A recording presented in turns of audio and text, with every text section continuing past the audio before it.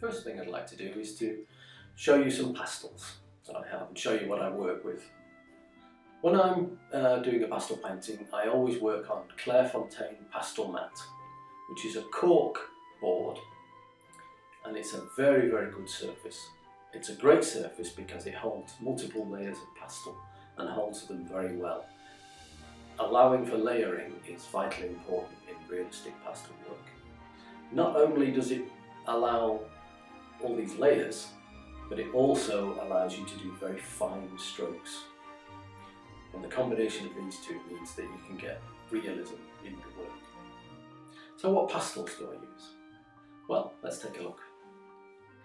Okay, here are the pastels that I like to use, and these are the pastels that I'll be using throughout the course of the painting.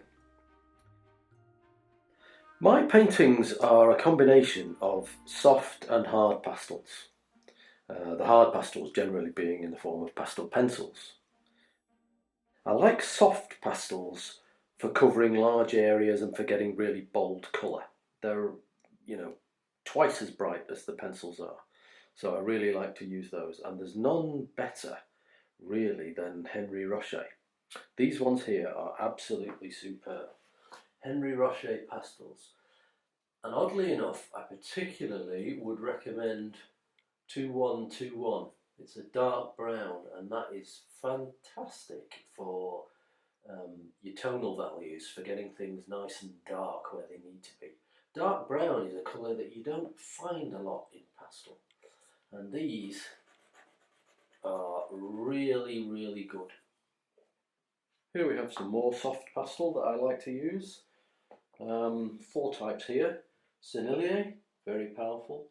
The unison soft pastels, very good, as are the Winsor & Newton soft pastels. All of these give very bright, powerful pigments. They really are first class, all of these ones. Very comparable, I would say. But it's nice, there's always subtle differences in them, and it's nice to have a good wide selection. We then move on to the square pastels, slightly harder, and these are good for sharpening to the chisel edge that I like to use. These are particularly good. The high white in the Faber-Castell is excellent. It's a very good highlighter. I like that. So that's the soft pastel. There is one more actually that I like, and that's the Rowney. Let me just introduce the Rowney. There are 2 types of Rowney soft pastel, and I like them both. There's the round soft pastel and the square, the Rowney square soft pastel. Both are really good. They're not as chalky as these ones. They're sort of an in-between, so they give a firmer line, which is nice. A very good in-between powerful pigment. First class they are, first class. Now let's talk pastel pencils. The best pastel pencil, the one that I use the most, is this one. It's the Stabilo Carbothello. An excellent pastel pencil. It's a very hard pastel, so it gives a very good fine line, but it's also bright, and it's the best pastel for glazing. A technique I call glazing, where you just very gently put some colour over the top of an existing colour.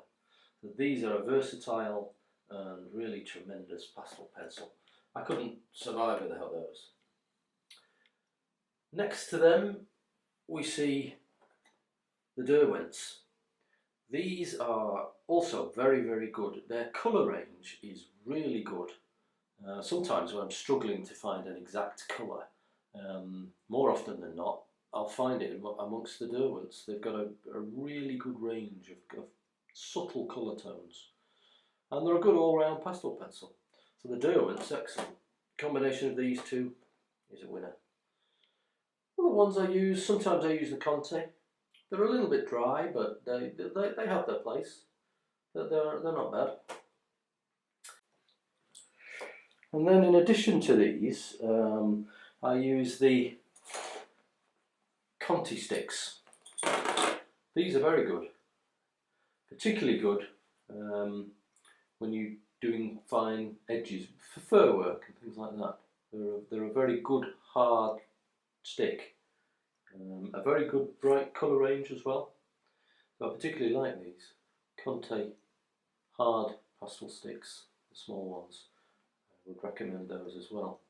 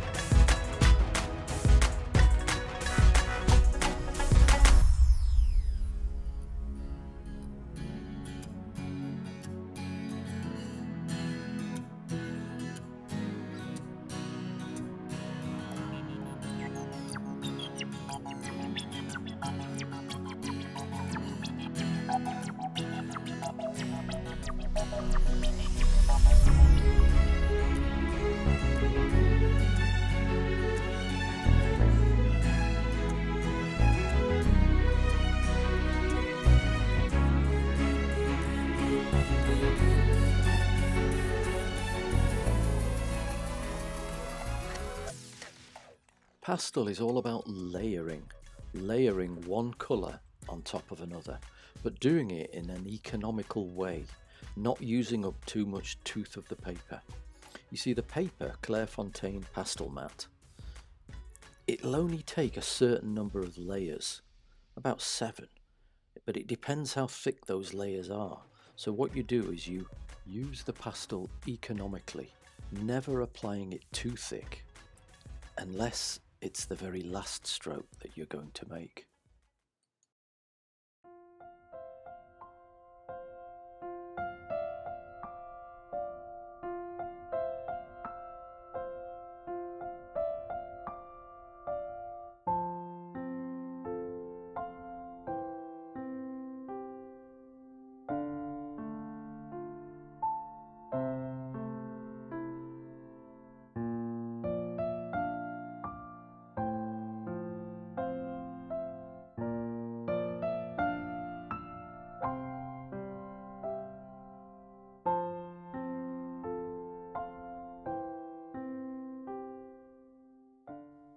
I hope you're enjoying this mini tutorial, and if you are, please remember to hit the subscribe and the like button.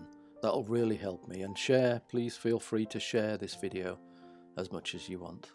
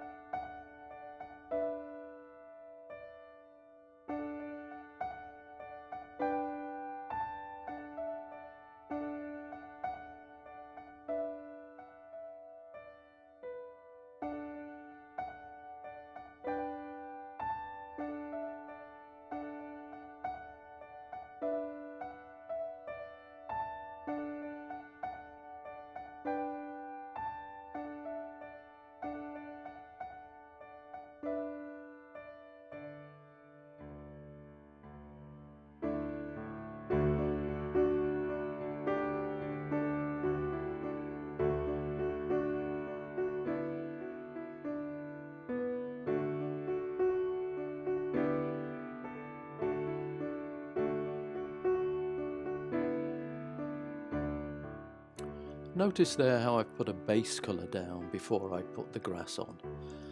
Painting grasses is very similar to painting fur, actually. we put a base colour down, and then on top of that we apply some shadow tones and finally some highlights. Pastel is all about layering, and when anything is finely detailed like grass or fur, it's the base colour underneath that's really important. You want this soft colour tone underneath before you think of applying any of the detail strokes. Everybody thinks that realism comes from just applying detail, but the truth is the realism comes really from having a nice rich soft base, and the detail just sits on the top, the icing on the cake.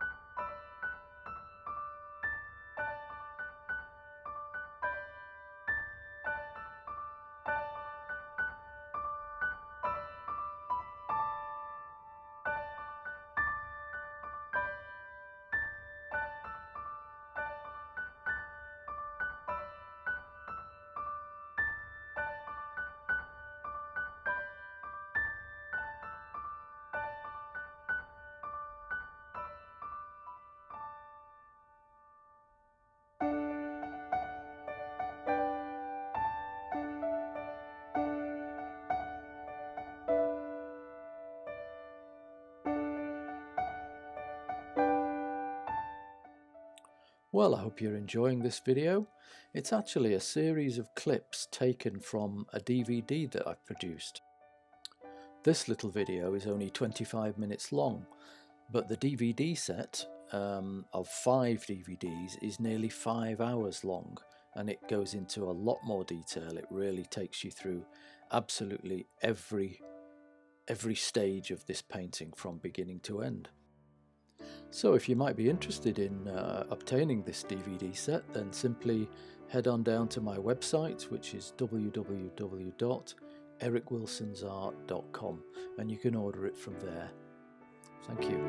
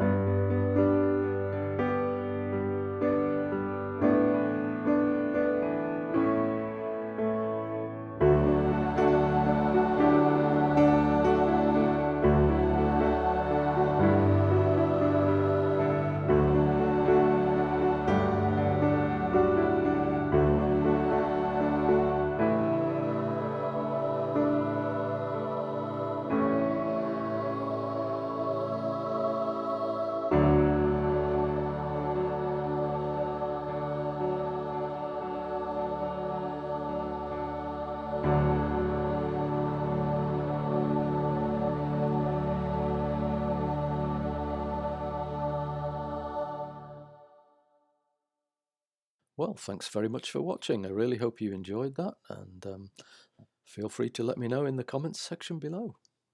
I'd really like to make a lot more videos like this, so if you've got any suggestions of what you'd like to see, just let me know. I'll bear it in mind, and have a great day.